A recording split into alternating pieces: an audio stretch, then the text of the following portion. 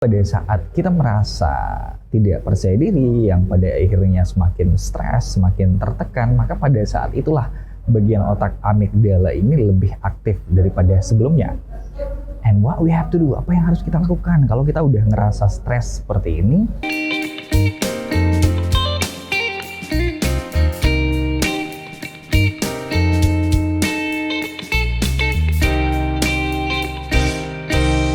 Membangun kepercayaan diri bukan merupakan sebuah proses yang singkat untuk dilakukan. Banyak orang yang sudah menjadi percaya diri ketika kita melihat mereka tuh gampang banget ya buat ngomong di depan orang banyak, gampang banget connect sama orang lain, gampang banget untuk ngomong sama orang baru. Ketika kita melihat ini, it's really easy for them, sangat mudah bagi mereka untuk menjadi pribadi yang percaya diri. Tapi ketika kita melihat lebih jauh lagi, ternyata there is a process, selalu ada proses di balik apa yang mereka telah capai. Proses menjadi pribadi yang percaya diri tentunya merupakan sebuah proses yang panjang, dan tentunya dalam proses ini di mana kita tuh mesti punya banyak pengalaman, kita tuh mesti punya banyak jam terbang, di mana pengalaman-pengalaman ini, jam terbang ini mempengaruhi dan membantu kita untuk meningkatkan kepercayaan diri kita. Tetapi bagi orang yang telah percaya diri, tidak melulu bahwa mereka selalu bisa menjadi pribadi yang percaya diri. Akan selalu ada situasi di mana mereka tuh ngerasa insecure, di mana mereka tuh merasa low self confidence, di mana mereka merasa kurang pede gitu loh. Ketika Anda bertemu dengan bos Anda, ketika Anda bertemu dengan orang tua pasangan Anda, ketika Anda bertemu dengan orang yang Anda sukai, ketika Anda bertemu dengan partner baru Anda, ketika Anda bertemu dengan orang-orang yang asing. Dan ini adalah sebuah situasi di mana kita tuh merasa insecure, kita merasa kurang pede. Lalu bagaimana kalau misalnya saya udah pede atau saya belum pede, tapi saya menghadapi situasi-situasi di mana saya tiba-tiba merasa, aduh gue nggak bisa nih buat ngomong sama orang-orang baru, duh gue nggak pede banget nih di situasi ini. Apa yang harus kita lakukan?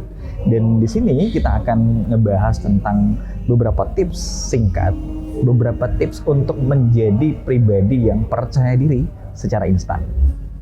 Yang pertama adalah we have to quit our lizard brain. Jadi di otak kita tuh ada banyak banget ya bagian-bagian besar dan bagian-bagian kecil yang bertanggung jawab terhadap berbagai hal. Jadi apa sih yang dimaksud dengan lizard brain itu atau otak amigdala itu ya. Jadi otak amigdala, bagian otak ini adalah bagian otak di mana bagian otak tersebut sebenarnya sangat bertanggung jawab terhadap perasaan negatif, perasaan cemas, perasaan ketakutan yang terkadang menimbulkan sikap reaktif, yang terkadang menimbulkan sikap yang tidak seharusnya kita tunjukkan kepada orang lain.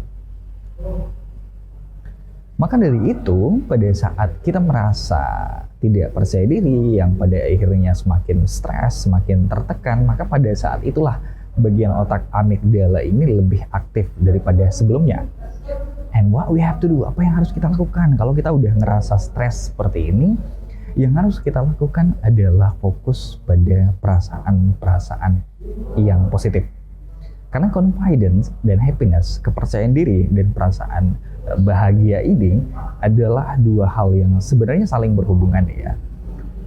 Dan Anda mungkin pernah ngerasa you have a bad day, Anda punya hari yang buruk, Anda punya perasaan yang gak enak hari ini, tapi Anda ketemu dengan orang-orang di mana you have to look good, Anda harus kelihatan bagus, and you pretend that you're okay. Jadi ini sesuatu hal yang sebenarnya kita bisa fake, kita bisa palsuin, kita bisa pura-pura gitu loh. Dan langkah yang bisa kita lakukan, praktek sederhana yang bisa kita lakukan adalah dengan melatih diri kita dengan nafas yang baik, nafas yang dalam, menarik nafas dari hidung dan mengeluarkannya dari mulut kita. Dan ini akan membantu kita untuk lebih balance lagi, lebih seimbang lagi, lebih tenang lagi dalam menghadapi orang-orang baru, dalam menghadapi orang-orang yang membuat kita tuh gak nyaman atau insecure seperti itu ya. Ketika kita berbicara tentang how to pretend that you are confident, bahasa tubuh adalah salah satu faktor yang saling berpengaruh, faktor yang pertama kali orang judge Anda itu orangnya pede apa enggak. Karena faktor bahasa tubuh adalah salah satu faktor yang salah satunya paling berpengaruh dalam komunikasi. Dan orang akan ngelihat apakah Anda adalah orang yang pede atau enggak dari bahasa tubuh Anda. Ketika Anda melihat orang yang tidak percaya diri, maka orang yang percaya diri itu akan menunjukkan body language yang cenderung tertutup ya. Entah bahunya turun, kemudian agak membungkuk, pandangannya terus ke bawah, dan menghindari kontak mata dengan orang lain. Dan ini adalah sebuah tanda bahwa mereka itu orang yang tidak percaya diri. Sebuah studi di Harvard menunjukkan bahwa ketika Anda berdiri dengan tegak, mengangkat dagu Anda, memandang ke depan, dan membangun eye contact, membangun kontak mata dengan orang lain, maka ini akan membuat Anda terlihat percaya diri. So, if you can manage your emotion, ketika Anda nggak bisa memanage emosi Anda, ketika Anda nggak bisa memanage perasaan yang negatif, ketika Anda nggak bisa memanage perasaan cemas itu, maka yang Anda bisa lakukan adalah dengan memulai manipulasi bahasa tubuh Anda. Karena ketika Anda mengubah bahasa tubuh Anda, maka emosi Anda, perasaan Anda juga akan terpengaruh. Jadi, Anda menghadapi orang baru, coba untuk berdiri tegap, duduk tegap, angkat dagu Anda, memandang ke depan, agar Anda terlihat seperti orang yang percaya diri. Berbicara tentang percaya diri ini sebenarnya kita berbicara tentang fokus kita ya. Kalau fokus kita pada orang lain, fokus kita pada seberapa buruk respon orang lain kepada kita, seberapa mereka nggak memperhatikan kita, seberapa sibuk mereka dengan urusan mereka masing-masing, maka ini akan sangat mempengaruhi kepercayaan diri kita. Maka ada dua cara ya, tergantung dari fokusnya Anda. Ketika Anda fokus dengan respon orang lain, kemudian Anda ngerasa nggak pede, so you have to focus on yourself, fokus sama diri Anda, fokus pada apa yang bisa Anda manipulasi, apa yang bisa Anda tunjukkan yang terbaik kepada mereka. Ketika Anda fokus kepada diri Anda sendiri dan ternyata Anda nggak ngerasa pede, maka Anda bisa fokus pada orang-orang yang memberikan Anda respon yang positif. Ketika kita berbicara tentang fokus ini, maka fokus ini ditunjukkan melalui eye contact kita, kontak mata kita.